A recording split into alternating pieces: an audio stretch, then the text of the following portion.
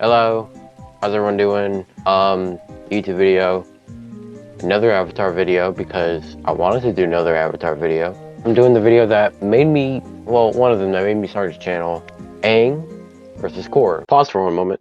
So the video you're watching, I've been working on since about October. That's for a lot of reasons, but you know, we're in May right now. My opinion has changed a lot over these 8 months. I'm going to be interjecting my opinion throughout, so if my outfit suddenly changes and my hair and the time of day, that's why. So, yeah. So, down to the nitty-gritty. Here's how this is going to work. It's going to be Aang versus Korra, no Avatar state, end of series, not the comics, even though I do have those, I ain't read those yet. Then it's going to be them with the Avatar state, but Korra is in season 2 before she loses all of her past lives, and then again at the end of the series, Avatar state. Here's how we're gonna do this. We're gonna take all the stuff that they have, all their bending, and their battle attributes like strength, speed, agility, smarts, stuff like that. And we're gonna put it all together and say who'd win in a fight. They're gonna be fighting in just a normal location. Picture like a park, a clear park, a few trees, just where earth and water are. First, firebending. In every bending, there's power and there's skill. So first, to cover power, because that's the more straightforward one. Korra's biggest firebending feat, genuinely, is either in the very beginning of the series, or when she fills a room with fire, also in the first season. Aang, on the other hand, has much better firebending power scaling. Ozai is credited with the most powerful firebender in the world. Aang, multiple times, is able to not only clash with Ozai, he can cut through Ozai's firebending. He's able to withhold it. The only reason that it overwhelmed him was mainly because of the earth column behind him. And this is where that Aang redirecting lightning comes most in handy. Aang redirects Ozai's lightning, which is stated to be the world's most powerful charge. Now with this lightning, Aang obviously does faint, but he also held it for an unorthodox amount of time. Aang is consistently clashing and able to withhold and withstand Ozai's fire. So Aang is relative to Ozai. Now, I know, Aang and Ozai have a Sozen Comet Amp. Keyword there, both. So this puts Aang's power in firebending.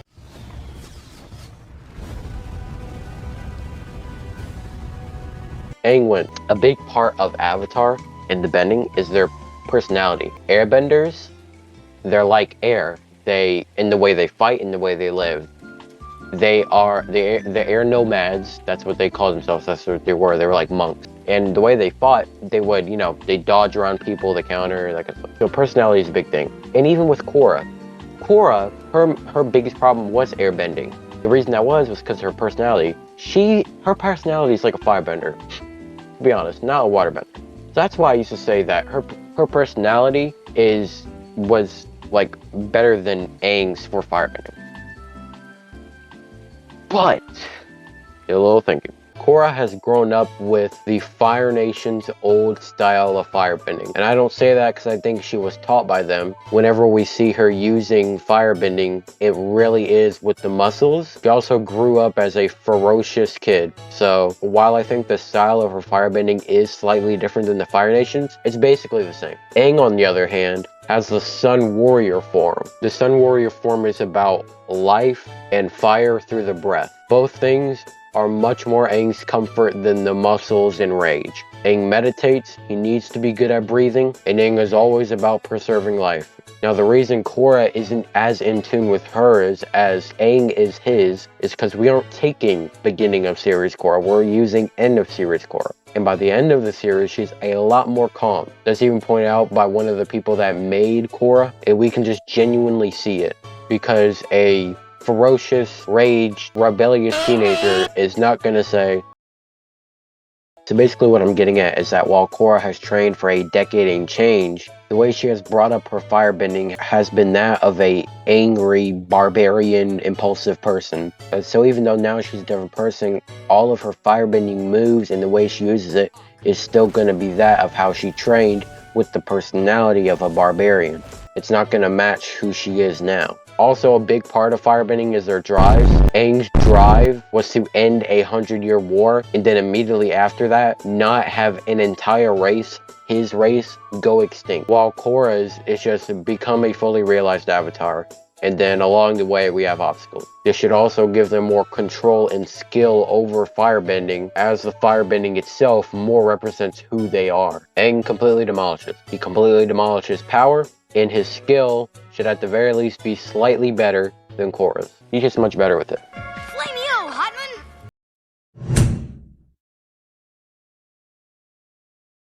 Earthbending. Earthbending is pretty fun, because this is the one that Aang did struggle in. But Korra was good with it. First of all, I'll give complete props to Korra. She knows metal bending. Aang doesn't know metal bending. Toph tried to teach it to Aang. Aang couldn't learn it for whatever reason. Korra has metal bending. There's no dispute on this side. But the reason Aang would still win earthbending, seismic sense is actually, it's a lot more rare of a skill to have. The only people that I've ever shown metal bending are, I believe, Yun from the Kyoshi novels, the Badger Moles, and the Beifong family.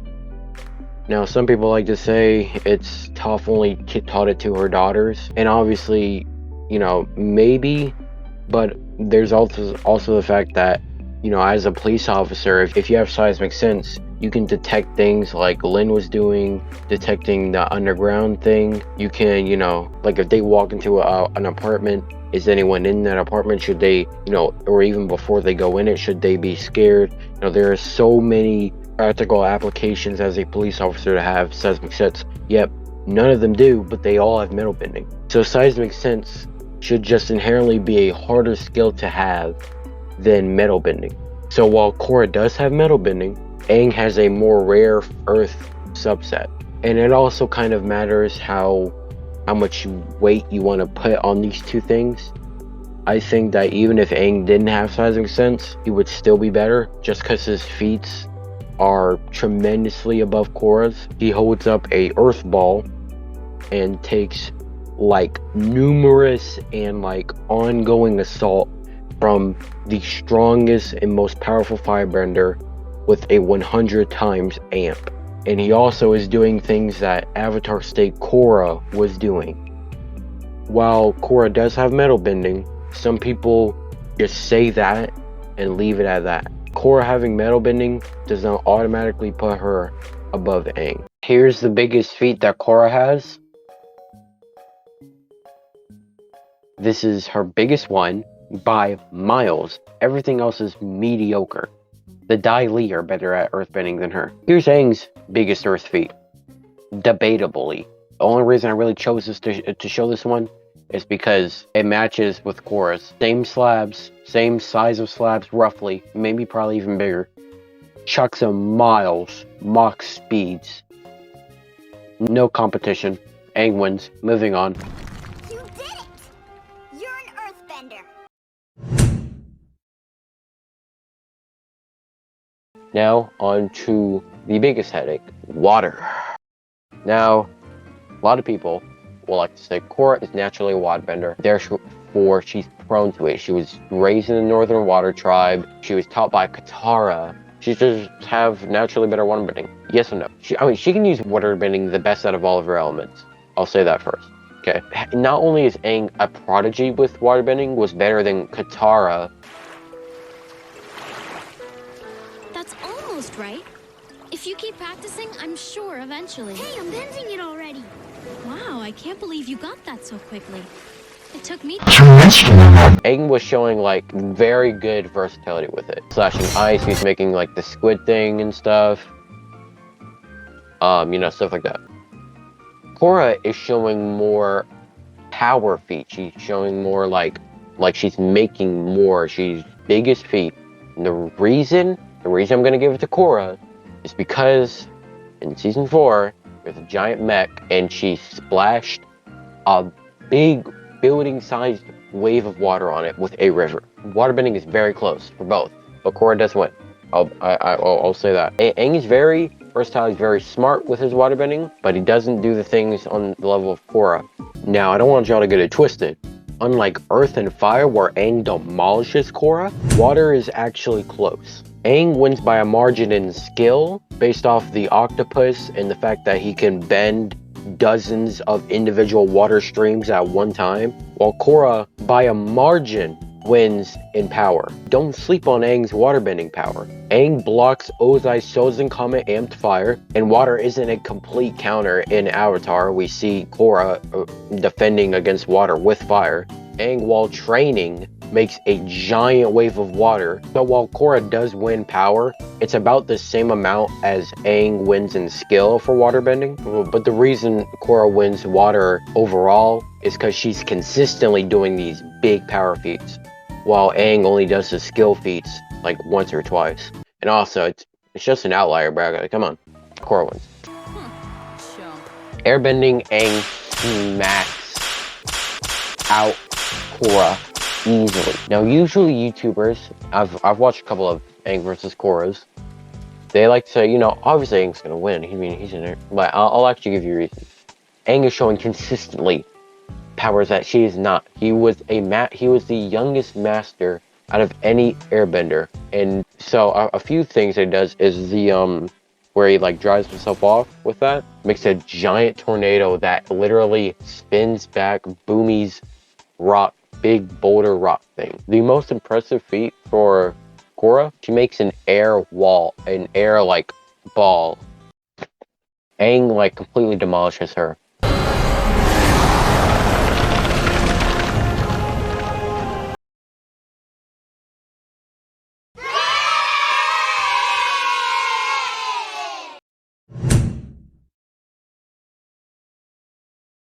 So durability and speed. Someone is the clear victor in both. Can you guess who that is?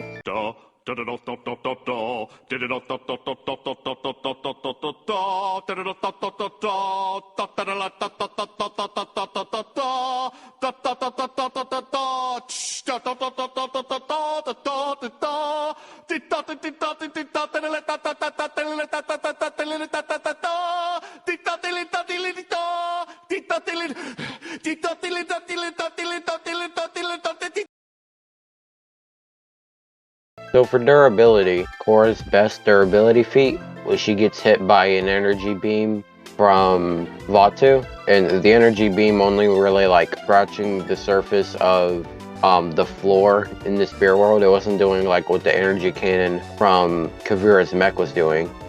So it's not that powerful at all. While you also have things of like her getting, you know, thrown around, and it takes her a second to get up. And while she's fine afterward, it takes her a second to recuperate. While you have Aang, who tanks an explosion just like straight up head first. While he does faint from the lightning initially, he gets back up, does a pretty alright water feat, runs across the water, and is able to fend off Ozai's like full blast fire. He also gets pushed back by like Ozai's 100 times powered fire blast. So it's like they both obviously hesitate, but the things that Aang hesitates are a lot more like hesitation worthy. And also a pretty bad feat for Korra to get two shot by Zahir, and both times that you get hit by Zahir you get knocked out. That's like kind of sad, like really sad. Aang fights with an Ozai, Chosen Comet powered, the most powerful firebender in the world. So durability wise, Aang wins, like pretty handily. I'm gonna make this as well-rounded as possible, so I'm also gonna talk about speed. So while a lot of people like to say everyone should be lightning timers, that's true, but some are easily above others. The only person in Korra that is consistently generating lightning and giving us feats to go off of is Mako, and Mako never really is like moving along with his lightning. He literally gets like shocked by lightning. Someone does dodge lightning, and that's Amon. The only person that goes above Amon is Tenzin, you know, Jesus Christ, and maybe Zahir, because Zahir actually dodges his attacks and whatnot. Even if Zahir does scale above Amon, it's not by much. Zahir still gets attacked by Tenzin, just like Amon did. That's the same Zahir that was dancing around Korra. So she's basically slower by a lot than a person that dodged lightning or is like in the, you know, in the realm of someone to dodge lightning, while Aang himself does a full barrel roll and then catches lightning. He's literally moving faster than the lightning itself. And you also have Zuko, who like runs over to the lightning to catch it. And Aang consistently throughout the story is faster than him, narratively and scaling wise. And also, a big speed feat for Korra, like a wow moment. She reacts and puts up an air shield to a bomb. The fastest speed that you could get an explosion to is 8,000 meters per second. Lightning is 270,000 miles per hour. Like, you convert it to meters per second, it's about 15 times more faster than it. So even if you wanted to take away a zero, that would be like 1.5 times faster. But we ain't taking away a zero. So it is fucking 15 times faster. Well, while I think Korra is faster than the bomb, I don't think that she's outpacing the lightning. At least there's nothing to signify or indicate that. So Aang speed-wise is a lot over Korra. Also, his agility. He's dodging people for fun. He's an airbender. It's what airbenders do. Korra is not. Korra bender.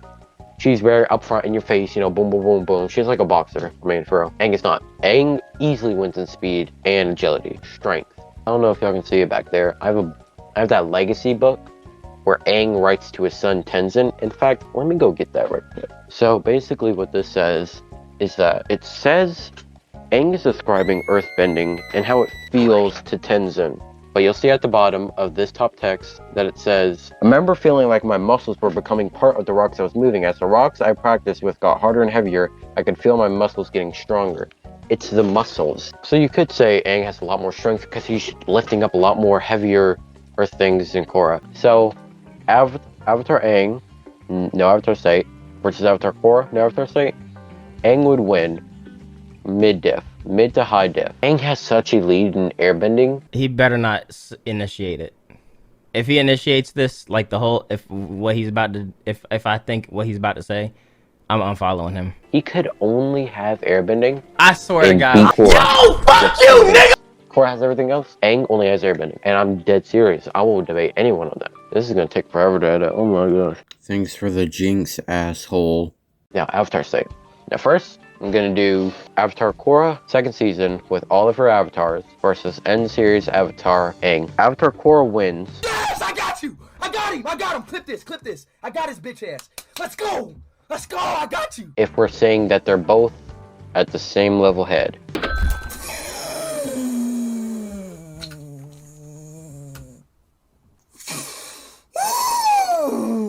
In character, Aang wins. Out of character, Korra wins. Okay. So, the reason I say that is because when we look at the Season 2 Korra fight against Unalaq, she was literally matching him. Not only is she matching him while in and out of the Avatar state, she's going in and out of the Avatar state. Rava literally has to say to Korra, you are the fucking Avatar. Do your work. When we look at Korra's feats, like she's fighting Vaatu, and when she like does the shit to trap Vaatu, she goes against the Dark Avatar Unalaq, who has no past lives, who should be the power level of Wan as of right now. She's literally the level of Wan and Unalaq with no past lives. Those are the feats that we are saying. She is so comparable to them too. Not only does she straight up fight the Dark Avatar and lose to him, whom has no past lives, a lot of the feats that she does against Vaatu, who Wan fought, are very similar. Like extremely similar. Okay? Basically what I'm saying is this. Let's say that we are discussing me versus you. We both fought in the Vietnam War, right? Every time I picked up an AK-47 that had a 30 bullet magazine, I only used 15 bullets. Every time without fail. Now let's say you, who picked up the same AK-47, always used 30 bullets. Every single time. In character, it's consistent that I'm only going to use 15 bullets and that you will use the 30 bullets. So while Korra has the ability to use all 30 bullets, She never ever does in character, while Aang does. So Aang in character would win against her. Korra would win out of character because she does have the theoretical ability to actually use all 30 bullets. Round 2.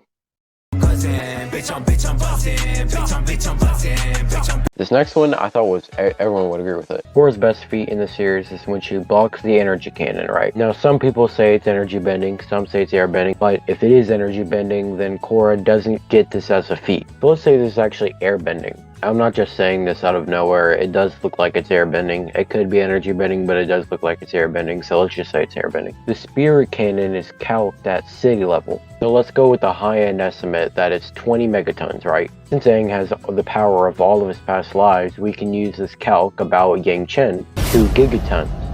Just for the people that don't know, that's about 100 times more than 20 megatons. So Aang's airbending is 100 times more than Korra's. Aang could just use airbending. I mean, it doesn't matter. Whoa! Hurricane Katrina! More like Hurricane Aang is 100 times more powerful than Korra. Aang wipes the floor with Korra. Aang wins like all of them, except Korra with all of her past ones. But everything I said was facts. If anyone wants to debate me, text me. So that was me signing out of here. Adios.